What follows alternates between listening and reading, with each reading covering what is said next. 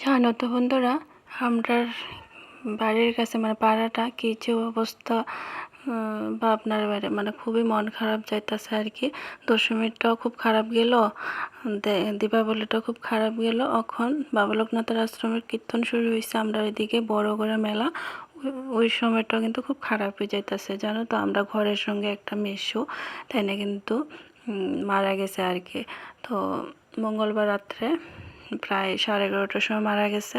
তো আমরা কিন্তু সারা রাত্র সজাগ ছিলাম, যেহেতু বাড়ির সঙ্গে একদম ঘরের সঙ্গেই কিন্তু। তো এটা হচ্ছে বুধবারের সকাল, বুধবার হয়েছে লাস্ট মেলা আর কি।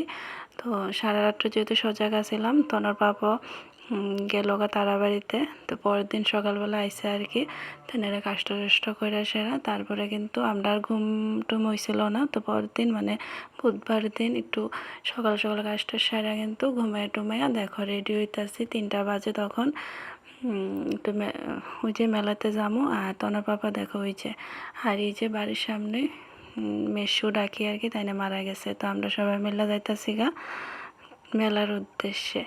তো বন্ধুরা, যারা যারা আমার ব্লগটা দেখতেছ সবাই একটু লাইক শেয়ার কমেন্ট সাবস্ক্রাইব করে অবশ্যই পাশে থাকো। দেখো একটা সাবস্ক্রাইব যদি একটু করো, একজনে যদি ভালো হয় তো এটা কি খুবই খারাপ কথা। একজনে ভালো হইতেছে এটা তো আরও ভালো। তো একটু সাবস্ক্রাইব করে অবশ্যই কিন্তু পাশে থাকো, আর একটু লাইক শেয়ার কমেন্টস মানে কইরো আর কি। তো দেখো আমরা কিন্তু যাইতাছি মেলার উদ্দেশ্যে। আর জানো তো আজকে ভাবলাম অতিথি আইব বাড়িতে, তো আইলো না। যেহেতু রাতের বেলা মানে এদিকে বাড়ির কাছে কান্নাকাটি, ওই মানে ওই যে মেসো মারা গেছে।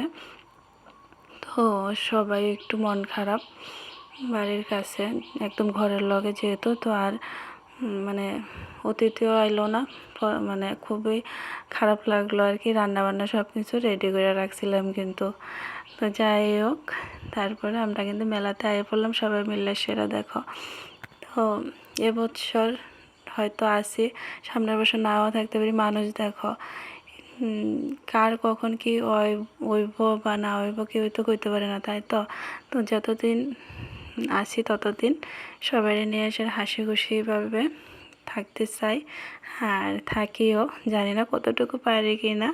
তো দেখো এদিকে কিন্তু মেলার মধ্যে আইছি। আর আমার ভাসুর মেয়ে ওই যে লইছিল অন্নভোগ, তো যাইতেছে আর কি বাড়িতে। উঠে কইতাছিল যে কাকিমণি আমি বাড়িতে যাইগা, তুমি বউ। তো আমি কিন্তু এদিকে বইয়া রইলাম দেখো। তারপরে এদিকে অন্নভোগ সবার হাতে হাতে কিন্তু দিচ্ছিল প্রসাদ। তো ওইটাও খাইলাম আমরা, খুবই ভালো লাগলো। ওই যে তন আর দিয়া, তনর বান্ধবী আর কি, সহকারে ওইদিকে কিন্তু প্রসাদ মানে আইনা দিছিল। আর দেখো পাগলি মেয়েটা আমলে হাত ধোয়ার লেগে জল আইনা দিছে কই থেকে। আমি কইলাম যে লাগতো না, তারপর আইনা দিল। আর এটা হইলো আমার মশাতো ভাই। তো হেরে দেখলাম, একটু কথা কইলাম মা সহকারে আর কি। তারপরে জানো তো ওইদিকে কিন্তু একটু ঘুরে আসে দোকান টোকানটি দেখলাম, মানে কি কেনা যায়। মেলা তাইলে তো কিছু না কিছু কিনা সেটা তো নেই। আর মানে আমরা মহিলারা একটাই মানে চাওয়া যে আয়াসেরই কিন্তু স্টেশনারি দোকান কো আর এমনিতে দোকান কো আয়াসে একটু হইলো কিন্তু কিনি না কিনি একটু দেখি। তারপর আইলাম এই যে আমার কাকার বাড়িতে আর কি, বিশ্বকর্মা পূজার সময় যা আইছিলাম তোমার সঙ্গে শেয়ার করছিলাম ওইটাই আর কি। তো কাকার বাড়িতে আসারা কিন্তু এদিকে একটু গল্প টল্প কইরা তারপর আবার আই বললাম এদিকে কীর্তনের কাছে আর কি। তো ওইদিকে কীর্তন দেখলাম, দেখে সেটা কিন্তু বাড়ির উদ্দেশ্যে রওনা দিয়ে লাইতেছি দেখো। তো সন্ধ্যায় আবার বাড়ির থেকে আয়া পড়তেছি। পরে কিন্তু তনর পাপারে নিয়ে সেটা যাবো। তনর পাপা জানো তো 3 দিন কীর্তনের মধ্যে কিন্তু মানে 2 দিন তো গেছে গা, তো 2 দিন কিন্তু গেছে না। তো আজকে অনেকক্ষণই বাড়িতে এসে আসছিলাম। তো তনর পাপা কইতেছিল যে চলো যাবা কিনা। তাও কইতে মানে কইতে দেরি হইলো, আমি কিন্তু রেডি হইতে আর দেরি করলাম না, যেহেতু গেছে না। তো 2জন মিলে সেটা আবার দেখো আমরা যাইতাছি। মা তো গেছে গা, শাশুড়ি মা, তাই না কিন্তু সন্ধ্যার লগে লগে গেছে গা। অনেকক্ষণ অপেক্ষা করছিলাম, ওই যে অতিথি আইব কইছিল সন্ধ্যার পরে হয়তো আইব ভাবছিলাম, যেহেতু সারাদিন আইসে না। তো অনেকক্ষণ অপেক্ষা করে কিন্তু 7টা সাড়ে 7টার দিকে আবার আমরা যাইতাছি আর কি। এই যে দেখো খুব মানে প্রচুর মানুষ হয়েছে কিন্তু এদিকে। আর আমরা বাড়ির সঙ্গে কিন্তু পুজো মানে এই লোকনাথ মেলাটা হয় আর কি, লোকনাথ পূজা হয় প্রত্যেক বছর কার্তিক মাসের 25 তারিখ এই পূজাটা হয় আর কি বাবা লোকনাথের। আমরা মানে বিয়ে হয়েছিল যে তখন কিন্তু এই বাবা লোকনাথের আশ্রম করছিল আর কি। আজকে তো 15 বছর পূর্ণ হয়েছে, এই বছর নিয়ে আসলে 15 বছর পূর্ণ হইলো আর কি। তো এদিকে সন্ধ্যা আরতি শুরু হয়েছে, তো সবাই মিলে সে একটু নাচ করতেছে। আর ওইদিকে তো কীর্তন করতেছই, দেখো খুবই ভালো লাগতেছে আমার কিন্তু কীর্তন দেখতে। অক্ষণ কে জানি না, খুবই ভালো লাগে। তো কীর্তনটি দেখে সেটা খুবই ভালো লাগছিল, অনেকক্ষণই বসেছিলাম। তনরে নিয়ে সেরা আর তনর বাবা তো ওইদিকে আসিল, তনর থামিও আমার সঙ্গে আসিল ওইদিকে। তারপরে দেখো একটু আবার এদিকে একটু ঘুরতে আয় পড়লাম। মেলাত আইলে তো একটু ঘোরাঘুরি, তো এদিকে কিন্তু একটু ঘুরতে আসি। তারপরে দেখা হইলো অনেকের সঙ্গেই, তো একটু ছবি টবি তুললাম, একটু ঘোরাঘুরি করলাম, অনেকের সঙ্গেই দেখা হইলো আর কি। তো মেলার মধ্যে আইলে দেখো সবার সঙ্গে দেখা হইলো, অনেকটা আনন্দ লাগে। আর এটা তো আমরা একদম বাড়ির সঙ্গেই, মানে একবারে বাড়ির কাছে আর কি।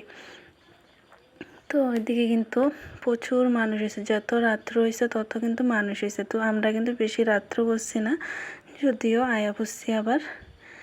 তারপরে একটু স্টেশনারি দোকানে আবার গেলাম, যাই সেটা কিছু কেনাকাটা করলাম।